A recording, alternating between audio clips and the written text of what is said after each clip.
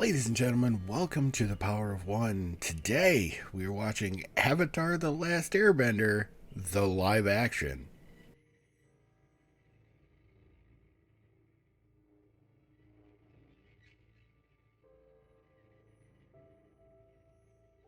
Folks, thank you for joining me today at the Power of One.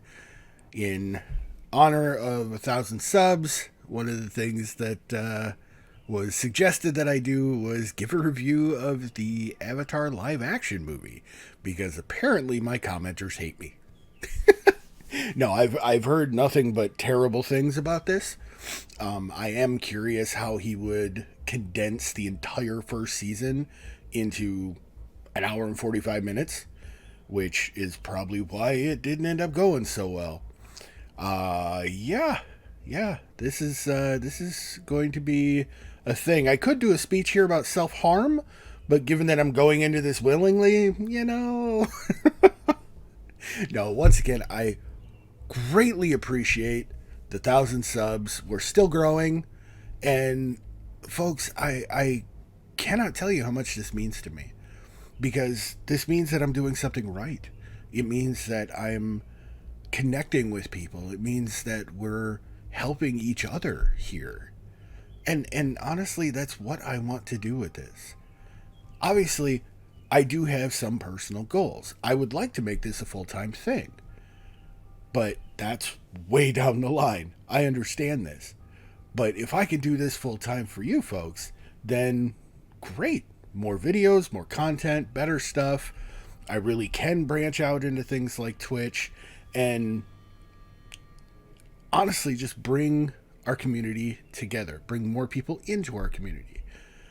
I do have the Twitter, TikTok, and now we have a Discord server. It is awfully empty right now, but that's because we're just starting. We still need that foundation. We need those discussions, the introductions, everything like that. Obviously, link down in the descriptions for everything. Join up if you want to. Say hi, drop a meme or two. We'll get some discussions started. And please keep in mind, I am still working on it. A lot of this is stuff that I am just learning how to do. So please be patient. Offer suggestions, please, for the love of God. Throw them out there. It's a thing. Also, I will ask you folks down in the comment section, please give any questions you would like me to answer in a Q&A video, which I am planning on recording either later today or tomorrow. I'm not entirely sure yet, but please drop the questions down there. Even if I've already recorded it, drop questions. I could do a second one. I don't mind at all. So, without further ado, I don't want to hit the play button. No, we're good. We got this. For you, I will take this one for the team. Let's do this. He was the only one who could communicate with the spirit world. The only one who could communicate with the spirit world? I disagree with that. Yeah, that moment you think you're getting sequels. Tiger seal. Are you sure? Okay, at least they kept the weird bestiary. I gotta give it that.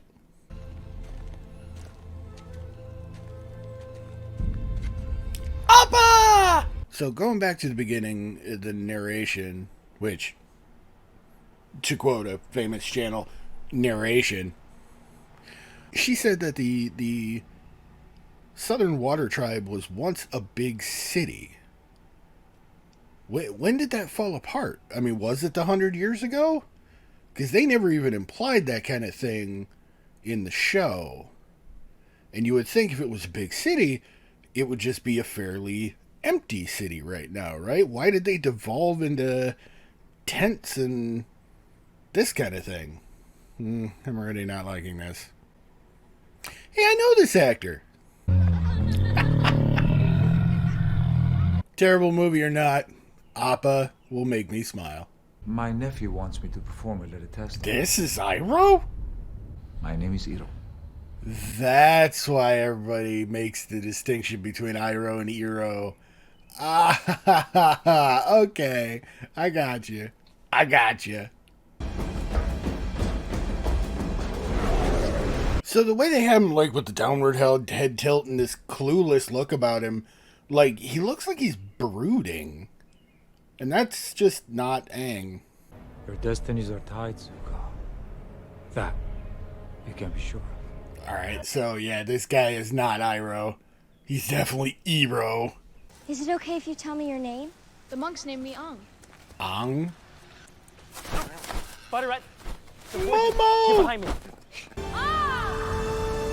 That's gonna drive me crazy, them calling him Ang. But we will let him wear it today. Like a child wearing a costume. Wow. Well, at least they got Zhao's dickishness in the movie. Momo! I'd have flipped my shit if they didn't put Momo in. I ran away before they trained me to be the Avatar. I don't... What's with all these super close-up shots? So it's interesting that they montage what was a lot of first season. Okay, so I'm a bit into this, and there's one really distinct thing that I think put a lot of people off to this movie is Ung has no life. In the show, Aang is always smiling, laughing, you know, doing random crazy shit, as is the Airbender way. But I've seen this kid smile once and never heard him laugh.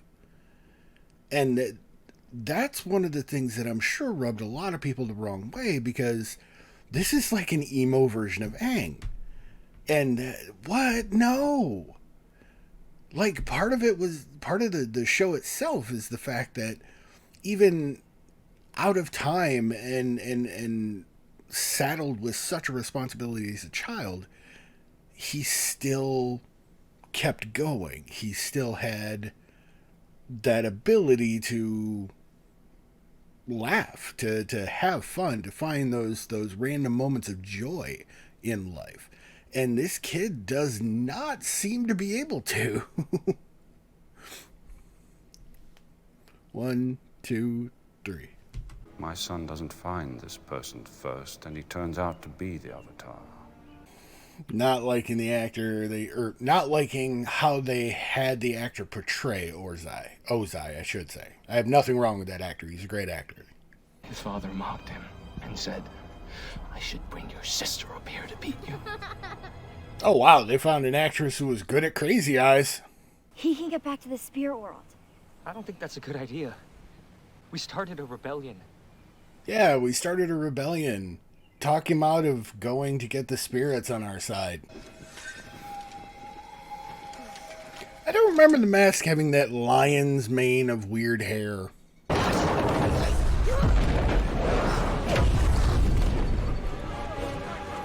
Wait, I'm sorry. Is this Aang getting angry? Is he like roaring as he's fighting? What the shit? What is this? Again, you know you're dealing with an airbender. What you think it is? Okay, so I think I have figured out another of the things that they did absolutely wrong in this movie. The Avatar show maintains a certain level of intelligence, a certain level of continuity and consistency. Whereas this one seems to have dumbed things down because they think kids are going to be their main audience. Now, this came out in 2010, and I guarantee a good chunk of adults went and saw this too. That's where one of the issues is, because a lot of this dialogue is just chunky and garbage. If they had stuck to a lot of the actual dialogue from the show, or equivalent for whatever adjustments they had to made, this would have been a much better movie. But instead, they tried to dumb it down because of reasons? Unfortunately, at the time, studios were dumbing certain properties down because they thought that the target audience was going to be young kids or something like that. Whereas they didn't understand that for some of these quote unquote nostalgia movies, there was a serious adult interest. So they completely misgambled on this one. My brother and the princess became friends right away. Wow, that's the sum total of the interaction between them before this? Wow, this is terrible.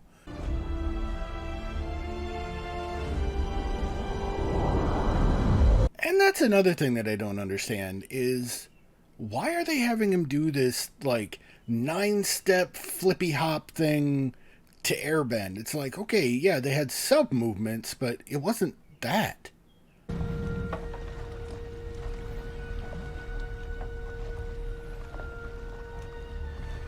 Yeah, there is no connection between these two. Like, nothing. I have to talk to the Dragon Spirit. He can help me defeat the Fire Nation. Again, this Aang seems so sad and lost. Like, it's not our Aang, it's Ang. I'm almost glad that they changed the name pronunciations, because we can differentiate. Not my Aang! Hashtag. Brother Fire Lord Ozai and I have decided it is in our best interests to kill the Moon Spirit. Yeah, a lot of the condensing of this for time's sake is just terrible.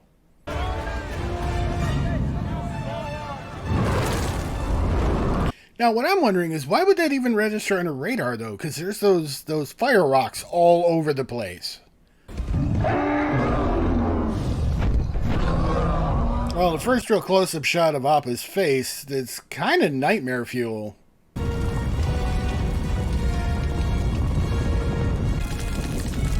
Man, we don't even get to see Iroh whoop some ass like in the... Oh, God, this movie.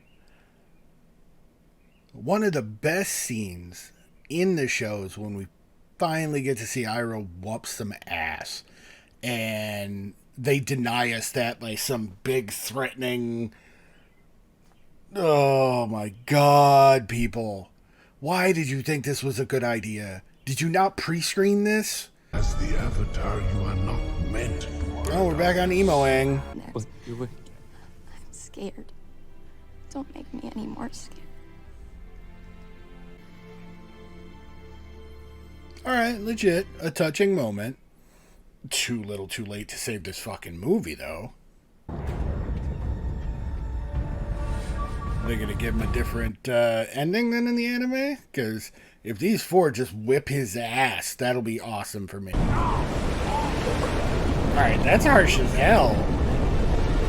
I kind of dig that. They totally joked him out. Alright. I'll give it that. Aang, quickly, you must deal with all this emotional trauma before you can help these people. Aang ignores the advice and just runs up to the wall. Like, seriously, the thing's speech said, you're ignoring all this.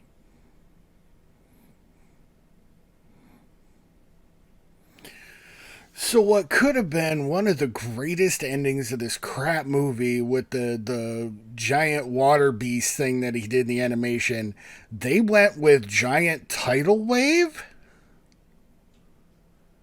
Giant tidal wave was their answer.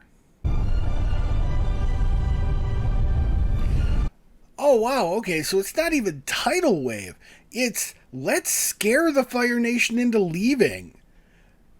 As opposed to mass destruction of ships that was the first season of Avatar. And none of these Fire Nation guys are like, oh, the water's gone. Let's head back. Maybe they can't do that again.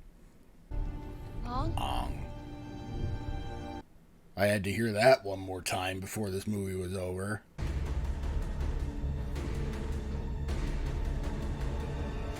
I do, Father. Okay, legit. She would have made a good Azula. She's got that look. Okay, well, wasn't that a thing? I cannot imagine what it must have been like for all the Avatar fans at the time to be so excited for a live action movie and walk out of the theater wondering what the hell they just watched. Like, good Lord. Just, okay. The name pronunciations alone. Why would they change that? Why would they change that? And I finally truly understand why so many people were adamant right at the beginning that I pronounce Iroh, and not Ero. This is it. Because every time someone says Ero, the memory of this movie would stab them in the brain. And nobody wants that. But, like, I don't understand how this thing got past any reviewers or early screenings or anything like that. Anyone that was assigned to quality control. I get that they had to condense, a whole season into one movie, and an hour 45-minute movie, first of all. Like, if you're going to try and take an entire season of something and cram it into a movie, you make that bitch 2.5 hours, because you cannot leave out a lot of detail. Some of the streamlining they did wasn't too bad, but some of it just left the whole thing hollow. Like I mentioned earlier, I did not like that Aang was an emo kid, essentially. Like, in the movie or in the show, he's always laughing, he's doing random crap. You look over and he's hanging upside down by Appa's fur or something. In this one, it was just one sad moment to the next. And maybe because they were building to that, let go of your anger and grief thing at the end, which again was garbage. But still. And the giant water creature in the show that he just went around devastating everything with would have been a good cap on a bad movie, but instead he threatens the fleet with a tidal wave, and that's it? Like, if I were those ship commanders, I'd have started a broadside of fire again once that wall of water was gone. It's like, okay, yeah, they can do this. We started turning around. They stopped this. But that thing was unlike anything we've ever seen, and there's no proof they could do it again. Oh. Yeah. I like the UA. The look they had for her was like spot on. The just shoehorning of they became friends right away, and then they're holding hands in the next scene. Streamlining can only go so far. So all in all, not a fan. Like, this thing was written by M. Night. And I am really curious, actually, if the studio had any words to say, or if this was just a terrible, terrible adaptation on his part. Personally, I like the actor who played Zuko. I've seen him in several other things. One of his greatest roles, I thought, was in the 3-season show Newsroom. The dude just shinned. He was a beacon of light in that show. I loved every episode he was in. So, 100% on him. Again, I don't know if it was direction or what, but a lot of people just seemed flat. Katara did not seem to have the warmth she has in the show. Sokka was, for the most part, Sokka. Could have used with a few more jokes, but when you're condensing down, a lot of the character building stuff that was him got left by the wayside. Ero. You couldn't have found, like, a portly actor who at least looked the part, sounded the part, had much more of a wizened old grandfather vibe than whatever this dude was. And again, I'm not faulting any of the actors here. That's one thing that a lot of people need to start understanding, is you cannot blame the actors for this most of this kind of thing is a combination of script and the direction that they're given. You can usually tell when an actor is giving it their all in a bad movie. Case in point, the actor who was playing Zuko. He was giving it everything he had. He was a standout in an otherwise bad film. So, kudos on that. But, yeah, Ozai, not that impressive. Like, Ozai in the show, even before you see him, it's just that hulking silhouette behind the wall of fire. In this one, it was a brightly lit throne room with a couple of braziers for fire. And it's like, no, if you're gonna go, man. You really could have saved a lot on your movie's production if you had made it a dark room with the flame jets. Just saying. So this one's for you, my loyal community. I have done this for you in honor of 1,000 subs. Oh, God. No. Thank you once again for all of the support, for supporting each other. The community is continuing to grow. Onward and upward. We've got this. We found each other.